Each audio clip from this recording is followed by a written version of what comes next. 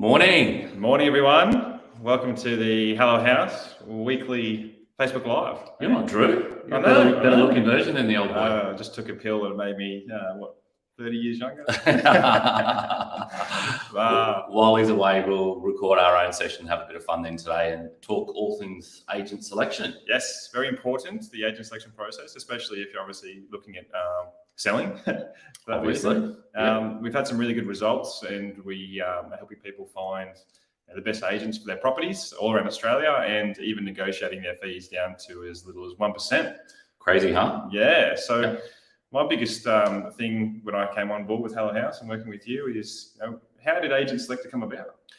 Well, it was because I worked with so many buyers who at some point were going to need to sell a property. So whether it was an investment property or their own home, while they're doing that purchasing and negotiation transaction through Hello House, they were needing to sell and needing some advice on that front. So over the years, I had developed this, a system, which is what I call Agent Selector, in identifying who the leading agents are locally in any core market, and then a way to transparently workshop those leading agents to find who's the right fit for you as the seller, and then how to negotiate and how to do that effectively and fast to get those selling costs down as low as possible as well, to ensure that you sell for the highest price possible with the best agent, so you've got less days on market and you do it with more money left over in your pocket. Yeah, that's the biggest thing. Even coming on board, I thought, what a great service, and how is this not more widely used by people? Because they're running blind, not knowing, who the best agent is in their area for their exact property as well. Yeah, totally. There's a big difference between price point and asset type, and find that right person. I mean, you're only going to do it once, hopefully, and that's one of your biggest assets. So to sell that at the highest price is in your best interest. So listen in. We're going to be coming through a few good questions to try and help you guys in your selection process, and obviously reach out to us as well.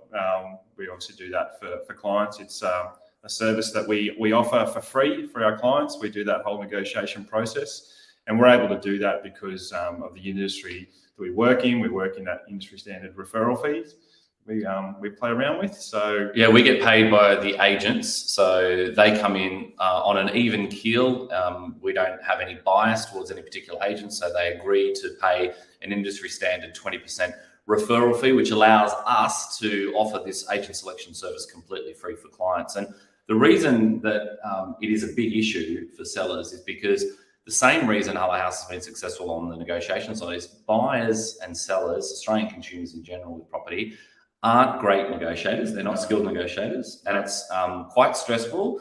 You're playing with big stakes, as you just said. Like, you get one shot at it. You want to get that absolutely right. You don't want to get down to the point where you've got to fire the first agent and move on to a second agent. The property starts to become a white elephant, and that can hurt your sale price as well. So consumers aren't really in that space where they want to confront agents, and they don't have the skills, they lack the knowledge of how to negotiate against them. And of course, when you're trying to negotiate the agent's fee, you're dealing with a skilled negotiation professional who does this day in and day out.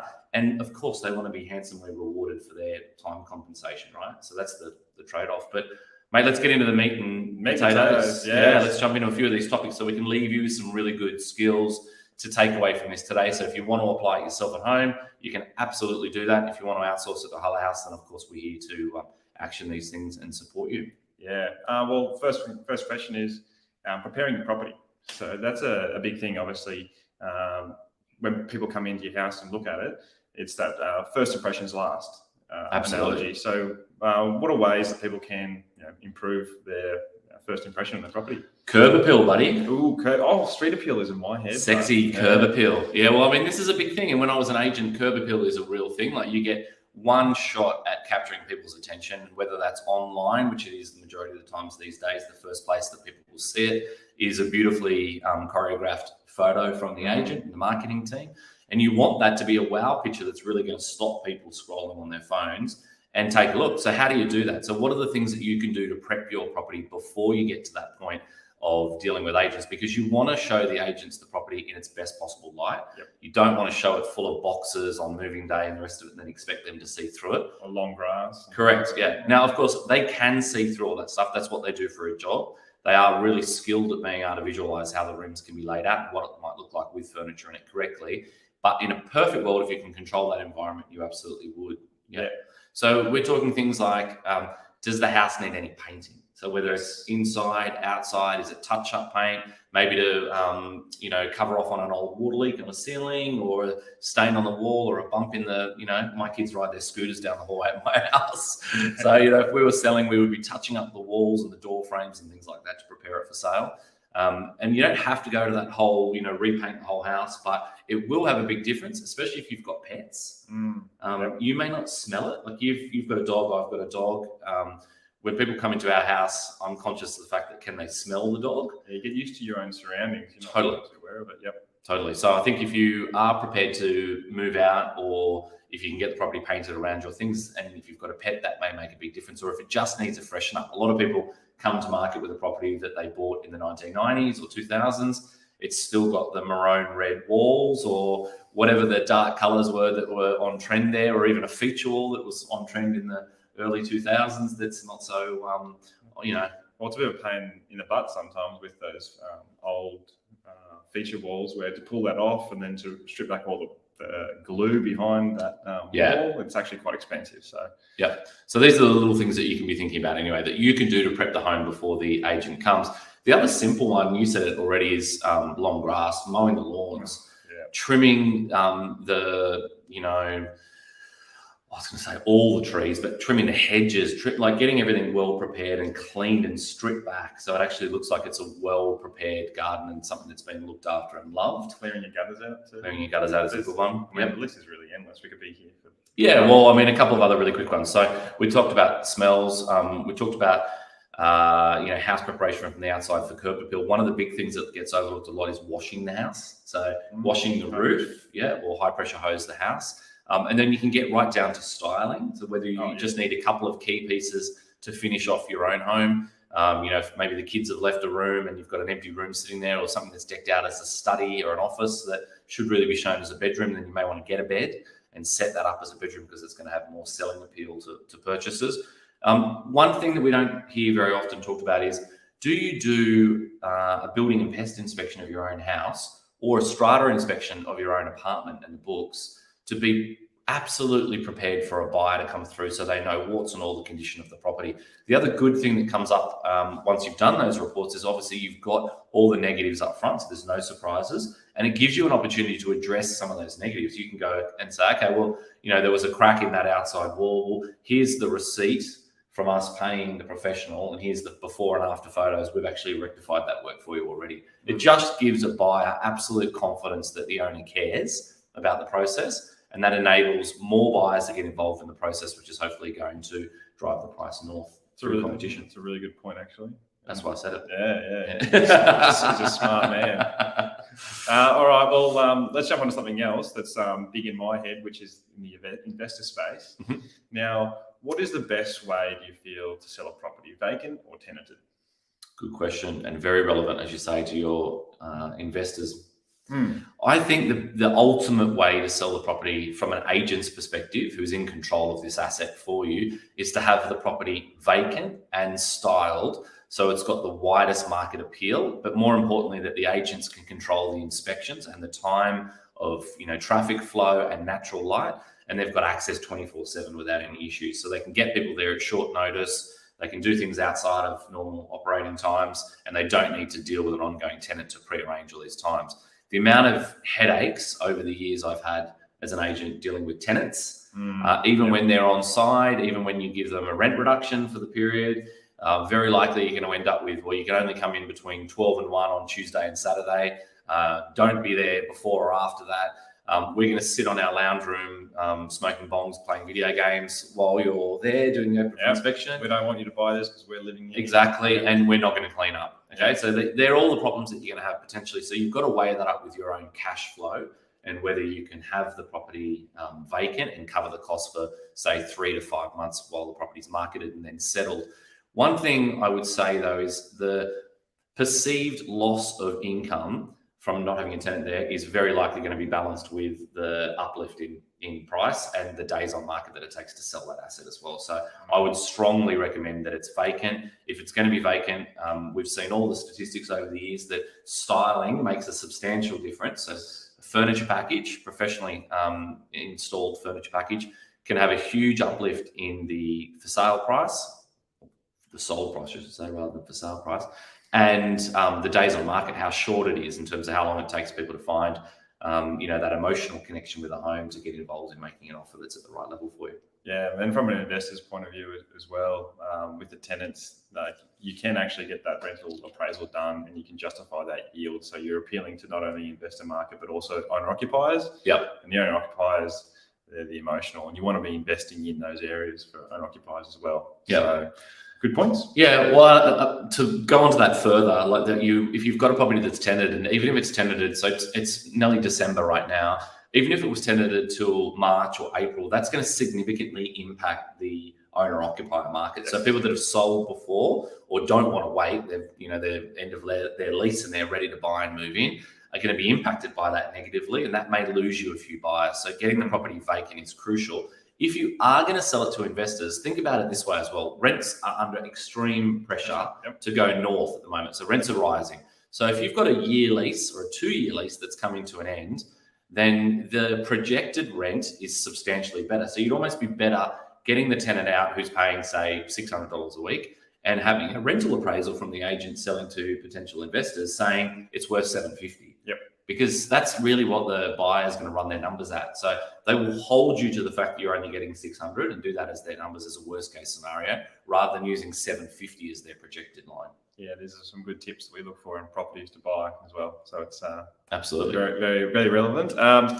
Another thing, just jumping into the next question from my end, is how many agents should you be getting through to have a look at your property? Because I see people looking at 1 or 2. Yeah. And that, it was red flags in my head, but from your perspective, how many do we need? Well, we see both ends of that extreme, don't we? Like we get clients that are seeing, very often we just see 1 because they've been dealing with them as the property manager long term, or it's someone that they've got a connection with locally, so they're just going to speak to 1 person, or they've got analysis paralysis by seeing 5 or 6. They're talking to everyone, they're being misled left, right, and centre about the projected, sale price, and they're being called up and harassed throughout that process because the agent wants the listing. Yeah, it's that's the number one pain point, right, for a property seller in Australia is as soon as you put your hand up to potentially sell, you just get bombarded by agents who are like a dog in a bone and just won't let it go until there's a result in terms of getting that listing. So if you don't want that added pressure, then you're smarter to really strategize how you do this whole process, which is what we'll get through today. Yep. So what do you reckon? We work with 3 to 4 here at Hello House. 3 is, I'd say, 90% of the time.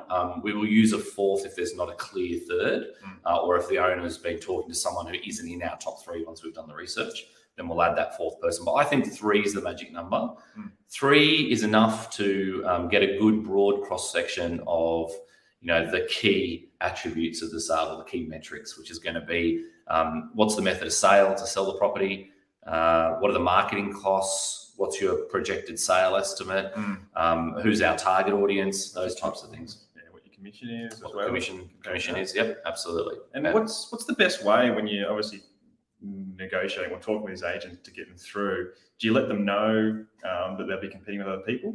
Absolutely. Yes, that was a loaded question. Yeah, absolutely, we do. And why? Yeah, there's a key reason, right? I'll spit my words out. 3 agents, if we just focus on that, if you tell each of those agents, and this is really the trick here, this is the tip that you need to make note of. So listen in, get in real close. So 3 agents, and when you're speaking to each of those 3 agents independently, we always say, now we're speaking to 2 of the other leading competitors to you in your local market. The reason we do that is we want them to know that it's not a lay down that they're going to get this listing. Yep. So they're not going to come in with some overinflated price, on their fee structure and a low ball on what they think is the estimate for an easy, quick sale. We want them to be very accurate on their comparable sales evidence and really work hard to win the listing. And the reason it works when you tell them that there's competition is because agents want to control market share. That's really crucial to understand. They must control market share. There's an old saying in the real estate industry that if you list, you last. So listing agents, those that can control the listings into the business, are the ones that make the most commission. And those agents that can list consistently are going to last long term in the industry. So they do not want to lose an opportunity to a competitor of theirs. So that means they're going to be sharper on their fees, and they're going to have to be ultra professional. So you're going to get the best out of those 3 agents when they come to present to you as well. And they also know that we'll be looking over whatever they put through. So it's in their best interest to be as accurate as possible and be competitive. Yeah, they've got a trained eye on it. They've got someone that understands all the industry BS and can read through that and make sure that we hold them accountable, right? And how should we be running the timeframes on that one with the agents? Yeah, good question. Really tight. I think the best scenario for us is if you're an owner-occupier, so if it's your own home that you're selling, then I would prefer that our clients meet the agents rather than everyone pitch to us. So you'll get a chance to actually sit there and you should meet all the agents independently to work out who you've got rapport with. And I suggest the best way of doing that is get them back to back. So we do it on the same day, so everything's top of mind, and you can really compare them easily because of the personalities, their presentation, whether or not they were on time, how long they took, whether they're really hard selling you in terms of their services, or they could do it all in a conversational way and a polite way that connected with what you wanted to see out of the future agent that you list with. So when we sort of book this upfront for our clients, we typically say, let's see one agent at 11, one at 12, and one at 1 o'clock. Get them through in the middle of the day, but whatever suits you, but in the middle of the day, so they get to see it in the daylight, not at night. And they get time with you. So 45 minutes is ample time. So we give an hour between that and do it back to back so that they can stay top of mind with you as well. Yeah. I think I like to say to people is you're getting into a short-term relationship with these people, right? Like 90 days is generally the listing time frame. So you want to have that comfortability with them as a person as well as absolutely knowing that you've got the best person for the job as well. So there's a number of things to consider. Yep, sure. And if you're doing it as an investor, I would say it's the same thing, right? Like it runs through us when we do it for our clients that are selling interstate or regionally.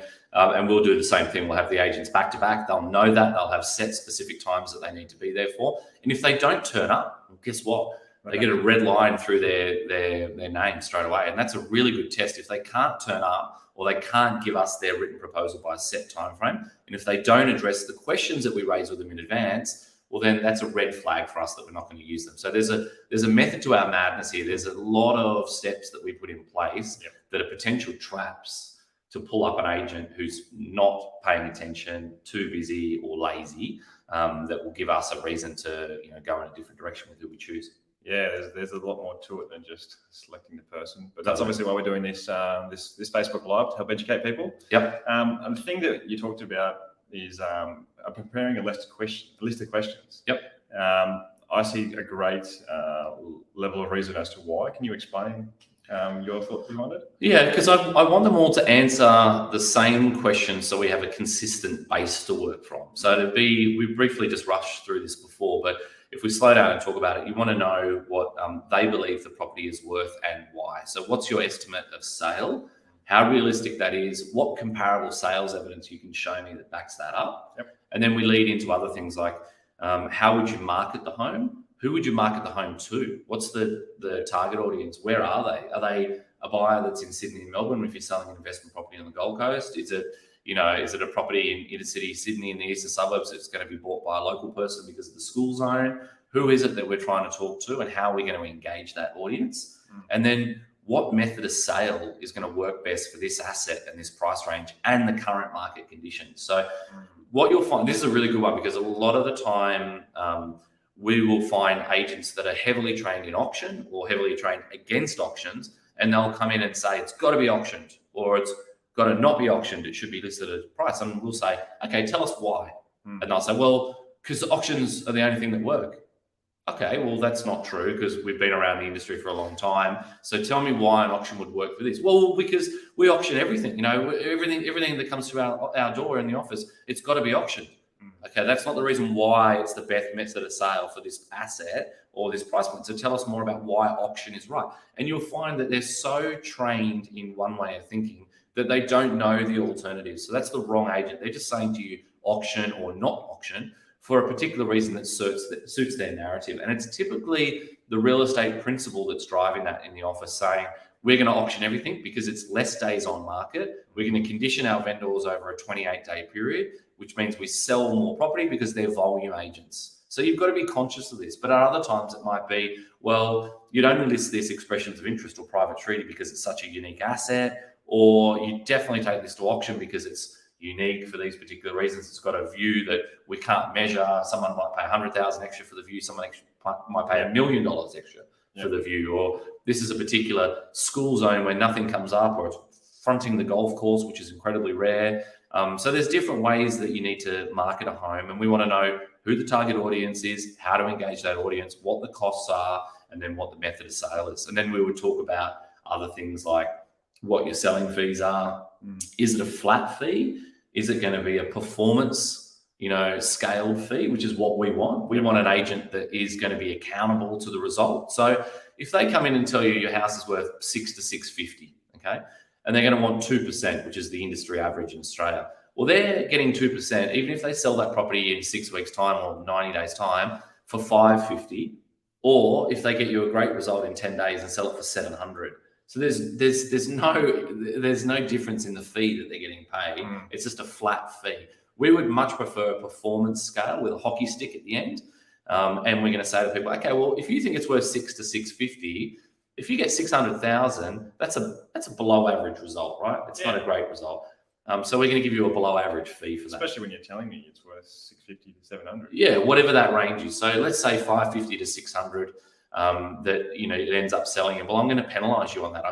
We're going to do it at 1.25%, including GST if we have a sale price in that result. But if you get me between 6 to 625, which is the middle of the range that you told me, I'm prepared to pay 1.5% for that. If you get me between 625 and 650, I'll pay 1.75% because I think that's a good result for getting me to the top end. But if you overperform and you get me over 650, I'm going to pay 10 cents in every dollar thereafter. So I'll give you 1.75% up to 650 and then 10% in the, of every dollar thereafter. So, there's a real reward for the agent to push at the end. So if they get a buyer that comes in at 640 or 650, they might say to them, look, you're really close, but, I think if you can get it to 660 to 680 range, that I think we can get this close today. And they know that they could have got an easily, closed sale at 640, 650. You would have accepted that. It was the top of the range. But just knowing that they can earn another $5,000 or $10,000 by making just one or two more phone calls or a couple more conversations to push that price 20, 40, 50 grand, whatever it might be. And of course, multiply this out when you're talking much bigger numbers, because this happens at 1.5 million, at 3 million, at 10 million. The variance in this is huge. And you want to know that the agent is fighting for every last dollar. And if you reward them the right way, that's a smarter way of going about it. Yeah, and the good agents see what the method in the madness there. Yeah, they wholeheartedly take on the challenge. Yeah, a good agent's going to be excited about that potential reward. But you want to go deeper than that as well. You want to understand another key thing for me is we've done our research and you're the lead agent. Are you actually going to control the process, be it my open for inspections, be it the private buyer appointments? Are you going to ring all the contract holders and handle the negotiations yourself? Or am I going to deal with a lackey? Am I going to deal with someone second or third in your team? This happens all the time. Like, we hear this is such a negative in the industry that I listed with Joanne and I got Peter. Like the new guy that's been in the industry for 12 months, that's Joanne's offsider or sidekick, whatever it might be. So be very conscious of that, and it's definitely a question that you should ask up front. And the other thing I think is important is how many open for inspections or viewings are you going to do, and how are you going to handle those? Are you going to be twice a week here? Are you going to do twilight inspections and a Saturday? Are you going to do private buyer appointments all through the week? I want to know how you work, how you're going to work your best buyers to get the best result for us. Yeah, because if you've got 15 plus listings, how can you fit it all in as the lead agent? You can't, and that's the thing, right? And that's why you end up with a second or third one. So if there's 13 out of the 15 listings they've got that haven't asked that question, guess what's going to happen to those 13? They're going to get the Peter, they're going to get the lackey, and the ones that stay strong and say, I want you, the lead agent, to handle this start to finish. I do not want to hear from Peter or anyone else in your team. I only want one line of communication, and it's through you.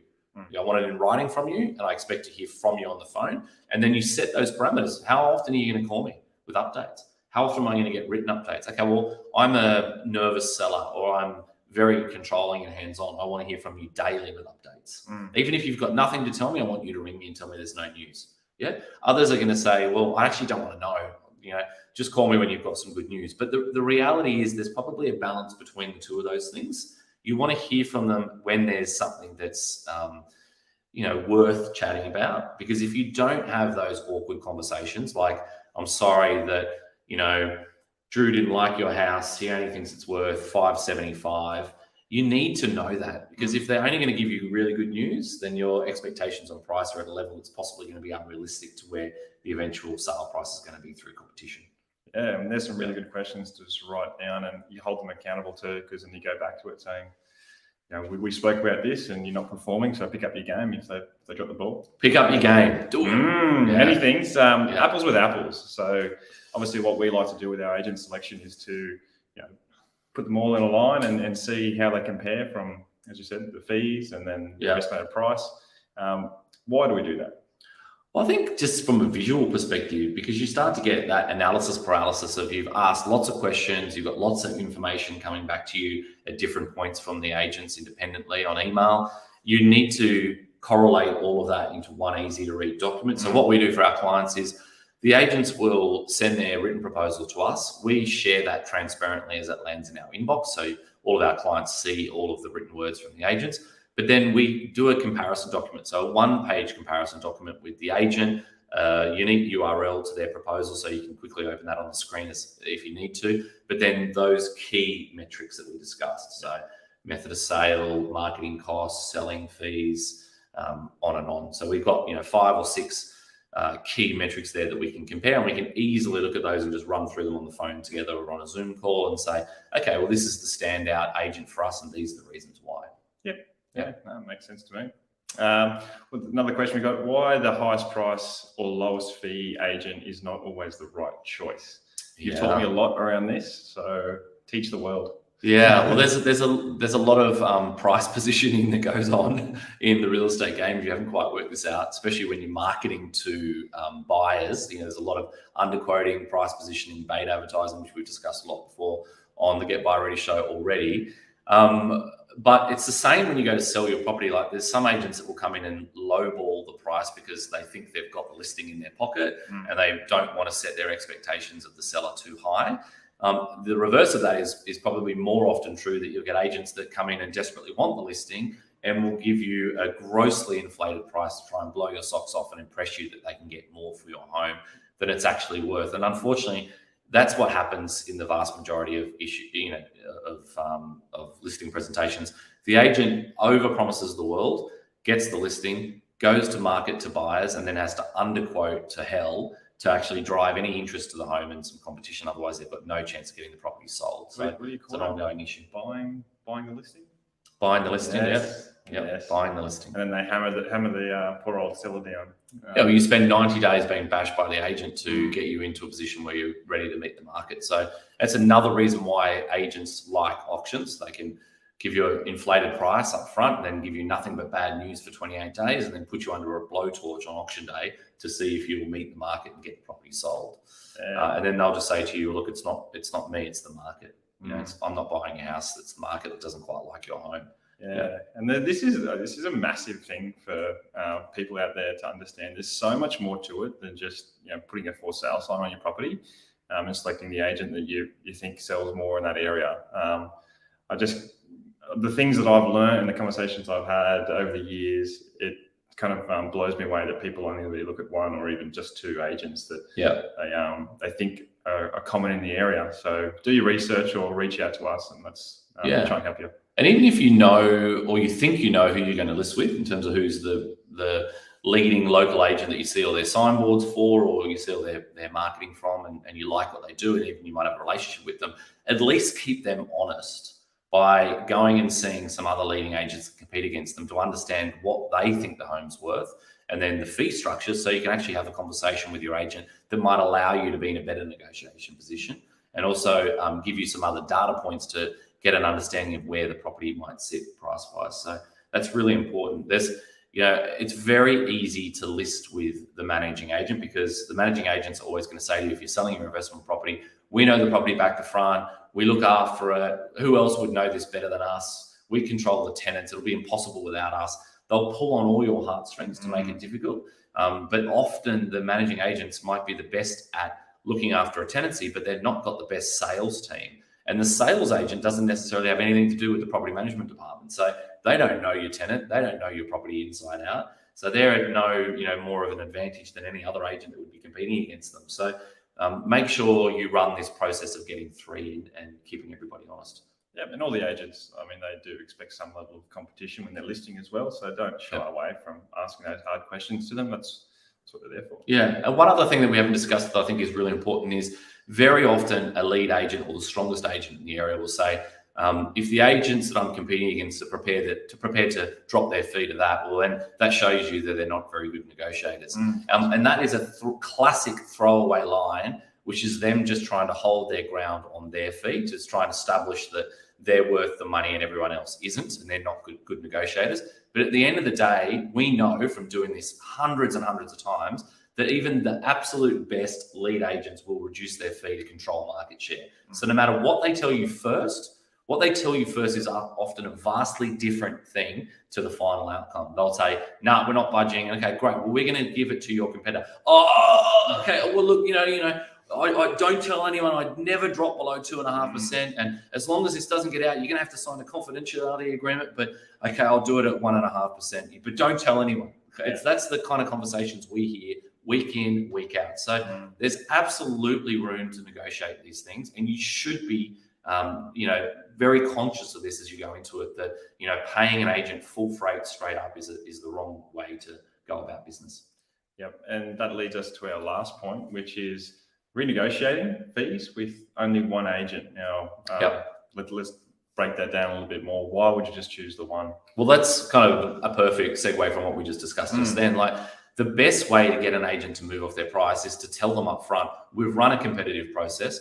We want to choose you. Okay, so you're our preference. And it's the same thing I do on the negotiation side when I'm buying the property. We've got multiple properties we're interested in, but this is our preference. And unless you say that, it changes the conversation greatly. So you need the agent to be aware that you have won this listing if you do this next thing for me. And the next thing I want you to do is sharpen your pencil. Okay, so you're our agent of choice, but to list with us, we want you to do, instead of 2.5% or 2%, whatever it might be, we've got a scaled performance fee at a reduced rate, and we would be more comfortable listing with you if you were to agree to these terms. Do you agree? Now, you don't need to give me an answer right now. Go and take an hour, go and take 3 hours, but we want to list with you. You're our preference. But if we don't get these terms, then we've got better terms from other agents, and they're close behind you in terms of who we want to list with. So a simple conversation like that has much more of an impact when you're dealing with one agent. If you went back to all three of them and played them off against each other, you end up with three really pissed off agents and possibly no negotiation. So they've got to know they've got the listing, blow some sunshine up them, give them that love, and then turn the screw. Yeah, the thing I like to think of is, what's your hourly rate in life? That one question could save you thousands of dollars or $1,000, and it might be, 1 minute of your time. So totally, pretty good hourly rate, and it's worthwhile asking that question. Absolutely. Yep. So I think that's covered off on. They're all our questions, and you've answered all of them. And look, hopefully it's given a lot of education to you out there. If you are looking to sell, just reach out to us if you have any questions. We're always here to help. So thanks for listening, and see you guys. We'll see you next week. Get by ready. Take it easy. Ciao. Bye.